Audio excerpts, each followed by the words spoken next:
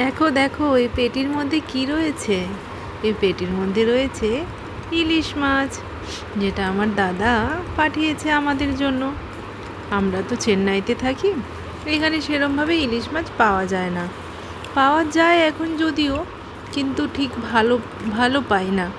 এক তো আমরা যেখানে থাকি আমাদের এরিয়াতে বাঙালি থাকে না, অনেক দূরে থাকে। ওইখান থেকে ইলিশ মাছটা নিলে কি হয়, এত ফ্রেশ পাই না। ও যখন ওয়েস্ট বেঙ্গল থেকে এনে আবার আমাদের কাছে পাঠায় না, এই এতটা দূরত্ব আস্তে আস্তে মাছটা অত ভালো থাকে না। 1-1.5 ঘন্টা আসে, তো এমনিতেই তো এখানে গরম, তো ভালো থাকে না।